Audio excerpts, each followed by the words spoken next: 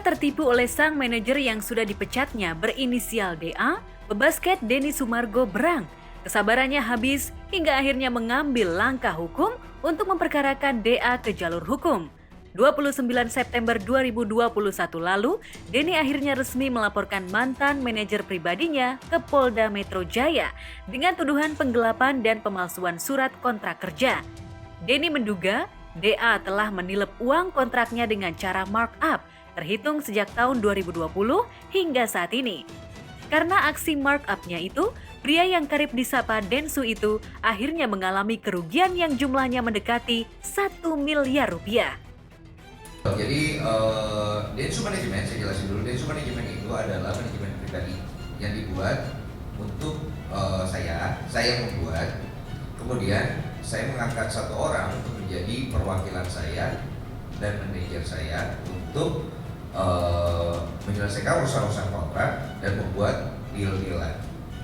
Kemudian Densu Manajemen itu digunakan sama dia atas izin saya kok, atas izin saya untuk merekrut talent-talent. Tapi saya berpesan, janganlah Densu Manajemen nama ini digunakan untuk hal yang tidak benar. Dalam proses perjalanannya ternyata ditemukan ada talent lain yang mengalami kerugian dari Densu Manajemen, di mana invoice yang digunakan untuk urusan kerja talent tersebut menggunakan nama Densu Manajemen dengan kronologi diduga penggelapan uangnya itu dengan dia dibayar 20 juta tapi si manajer ngedeal dengan pihak klien 60. Oke. Dari 20 juta yang dibayarkan, si manajer meminta lagi 20%. 20%. Oke. Jadi ini ada ketidakjujuran. Kemudian uang 20 juta ini ternyata masih belum dibayarkan. Sudah hampir setahun ya. Setahun. Nah, setelah ditemukan bukti-bukti lain, kerugian daripada talent itu, gue sebut namanya atau saya nanti aja ya. Di kisaran hampir mencapai 120 juta. Tapi itu urusannya dengan pihak mantan manajer saya yang mereka sedang berusaha selesaikan dalam proses mediasi.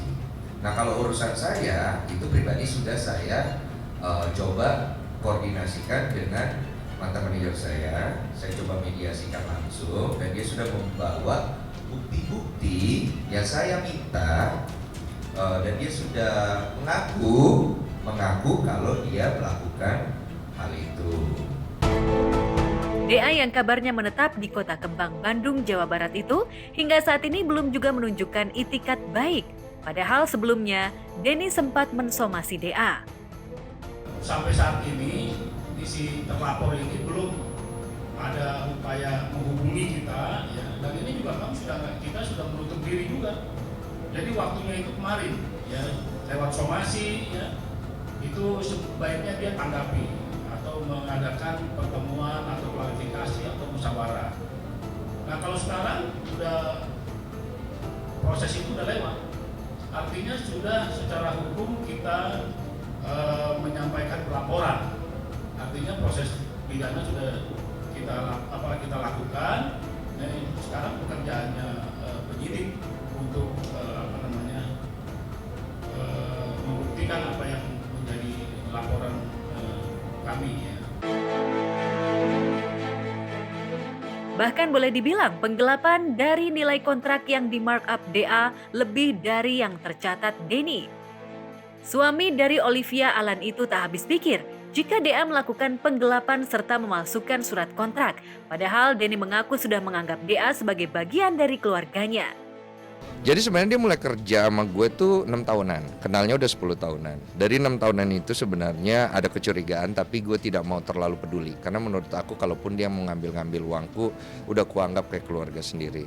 Toh lagi pula kalau dia mau ngambil ya udah jangan banyak-banyak aja gitu. Gue tutup mata orangnya. Tapi yang diambil ini ternyata banyak dari tahun 2020 sampai 2021. Gitu, jadi aku sangat menyayangkan aja karena mungkin dia ngerasa oh nggak ketahuan, oh ini mungkin ya, jadi akhirnya jadi lebih gede gitu. Dan kalau diteruskan akan lebih banyak lagi korban lain yang akan mengalami. Dan itu dijadikan pembenaran untuk manajer-manajer lain gitu loh. Dan menurut aku itu sangat saya sayangkan banget. Jadi hitam di atas putih tidak ada. Atas dasar kepercayaan dari saya membawa anak ini masuk ke dunia saya dan mengangkat dia jadi manajer. Kemudian saya berikan kepercayaan, saya berikan link, saya berikan akses sampai ke keuangan. Tapi ternyata kepercayaan saya itu dilanggar dan dia melakukan pelanggaran hukum. Makanya saya majunya dari sisi hukum. Permasalahan sepertinya tak sampai di situ. Alih-alih beritikat baik terhadap Denny, DA kabarnya malah memperkarakan Denny dengan tuduhan keji, yakni melakukan tindak kekerasan terhadap DA. Tuduhan yang tak beralasan itu, menurut Densu cukup membuatnya geram. Apalagi, ia sama sekali tak melakukan hal keji semacam itu. Kenapa saya ngomong kayak gini? Karena di luar sana, itu beredar isu itu secara mulut ke mulut. Bahkan salah satu orang teman saya, selebriti, ngomong dan bertanya kepada saya, kamu ngapain masuk ke rumah orang dengan cara paksa dan kemudian melakukan pemukulan? Berarti kan ada yang ngomong. Begitu, terus saya bilang itu tidak benar. Moralnya adalah omongan-omongan yang saya dengar, itu saya menduga datangnya dari pihak dia. Menduga ya. Omongan-omongan yang tidak baik. Salah satunya istri saya itu diomongin yang tidak baik terus, bahwa istri saya itu ngambil uang saya, makanya uang saya itu nggak ada.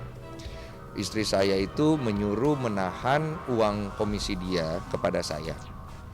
Jadi hal-hal ini sudah terjadi dan saya dengar di kuping, tapi saya tidak terlalu hiraukan karena menurut saya biasalah kalau masalah cewek, mungkin ini hanya emosi sesaat. Tapi ternyata terjadi terus. Dan itu tidak diklarifikasi dan juga tidak tidak dikasih tahu yang benarnya. Jadi dia kan ngebangun opini nih. Nah opini yang dibangun ini pengen saya bantai secara hukum dan kebenaran, bahwa saya ini memang looknya nggak benar, tapi jalan saya benar. Jadi kalau misalnya orang suka ngejudge dari luarnya, itu salah. Saya tidak pernah ngajarin orang untuk tidak jujur, ngambil bukan hak orang lain, bukan hak dia, ambil hak orang lain, kemudian menipu dengan kamuflase, dengan analogi apa jadi pembenaran. Ya nggak boleh gitu dong. Hak orang jangan diambil, hak saya ikhlasin. Hak talent lain yang dia itu jangan diambil. Kini, Denny menyerahkan kasusnya kepada pihak berwajib. Ia tak ingin merusak kebahagiaan bersama Olivia yang baru saja pulang bulan madu dari negeri Paman Sam Amerika beberapa waktu lalu. Sementara hingga kini, DA yang telah dilaporkan Denny keberadaannya masih raib, bak ditelan bumi. Diduga kuat, DA juga tengah mempersiapkan perlawanan balik terhadap mantan bosnya. Untuk pasal 263 KUHP sebagaimana diatur dalam undang-undang pidana, itu untuk pemalsuan suratnya itu 6 tahun, ya, ancamannya lebih dari 5 tahun ya, itu 6 tahun. Kemudian untuk pasal 372 KUHP itu ancaman pidananya 4 tahun. Yang kita harapkan bahwa dia sadar terhadap perbuatannya, ya, kemudian mempertanggungjawabkan secara hukum. Ya kalau ada nanti kita berubah pikiran ya nantilah. Sekarang biarkan penyidik itu melakukan pekerjaannya dulu, ya, supaya jelas kedudukannya. Nanti kalaupun ada restorasi justice misalnya kan itu urusan nanti lah. Ya, kita yang jelas tidak pokok utama tadi terhadap nilai kerugian materi. Kalau kita tujuannya itu ya kita bukan juga secara perdata bisa, ya kan? Saya tahu asetnya berapa sih tahu, ya, cuma tidak itu tujuannya, tidak semata-mata itu juga.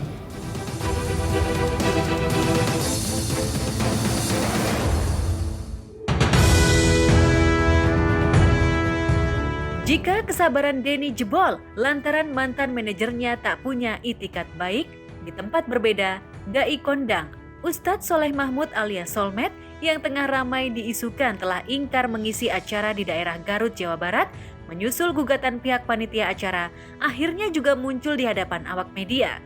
Tak ingin reputasinya tercoreng, suami April Jasmine ini menepi semua tuduhan yang dilayangkan pihak panitia acara di Garut. Ini acara jauh 2 jam ke Garut, innalillahi.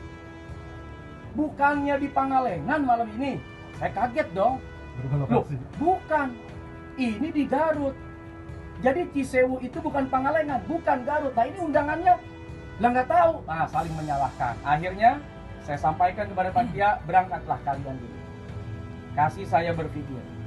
Insya Allah ba'da maghrib akan ada keputusan. Akhirnya mereka berangkat, kurang lebih asar itu duluan. Nah saya di satu tempat gitu ya di losmen lah boleh dibilang.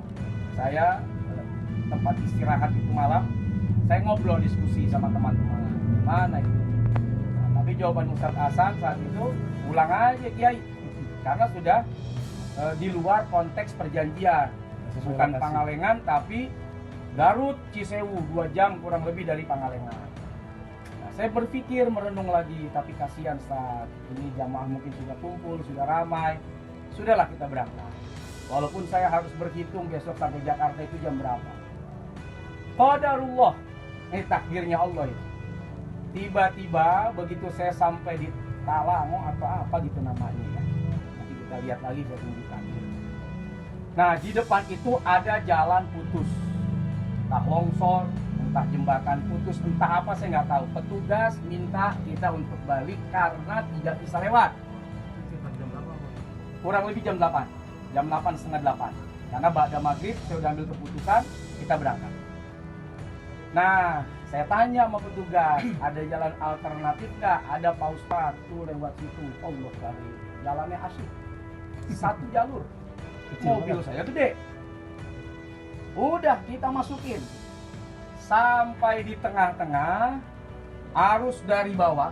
Ini kan mereka kan yang sebelah sana kan juga nggak bisa lewat nih. Lewatnya dari situ juga. Itu sudah terlalu padat. Sampai-sampai kita tuh ngejepit aja udah, ngejepit aja setengah jam, nggak bisa kemana-mana. Sampai akhirnya datanglah petugas yang mengatur, udah pulang aja Pak Ustadz, susah lewat. Kenapa? Karena panjang betul di bawah. Pertanyaan nih, mau ditabrakin tuh mobil di depan kita? Kan nggak mungkin. Di depan longsor, cari alternatif udah nggak bisa lewat, petugas yang suruh balik. Kita puter akhirnya. Saya berhubungan dengan Pak Suwarna dan saya sampaikan kepada Pak Suwarna, kasih tahu kepada semua panitia. Kemudian Pak Tisna coba menelpon saya kasih tahu begini Pak Lurah, bla bla bla bla bla bla bla bla. Keadaannya begini, wah nggak bisa, wah segala macam. Terus dia sampaikan, saya akan viralkan ini. Silakan. Itu ke saya ya. Memviralkan katanya. Dan itu ada videonya, saya videokan. Dan itu sudah saya kirim ke Pak Tisna ya. Lurah ngakunya.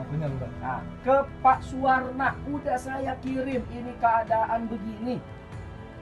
Ibarat orang nih force major, di depan ada bencana, sudah mencoba tetap tidak bisa dilewati. Mau bagaimana? Saya udah setengah jam lebih di sini. Tunggu. Nunggunya aja bisa hampir 1,5 jam. Itu kalau lancar. Kalau macet 2 jam, bolak-balik 4 jam. Jam udah 8:30. Apa nggak ditimpukin lah gitu, cuman buat dieksekusi saya di sono Karena telat ya. Nah itu kalau bisa lewat. Sebaliknya, selama ini Ustadz Solmed mengaku sudah bersabar karena pihak panitia berinisial Ustadz SA mengingkari perjanjian karena sudah jengah. Dai kondang ini pun berencana melaporkan Ustadz inisial SA ke pihak kepolisian. Oh, saya sudah dibohongi dan saya tetap berangkat. Di depan ada bencana, kemudian mobil saya sampai harus lecet. Ditambah lagi saudara memfitnah saya, memfitnah istri saya, memfitnah kalau saya kena COVID. Saya pikir mungkin penjara saudara rasakan atau saya merasakan penjara, kita selesaikan di pengadilan. Damai kalau dia minta maaf. Tapi kalau tidak mau minta maaf, kita selesaikan di pengadilan.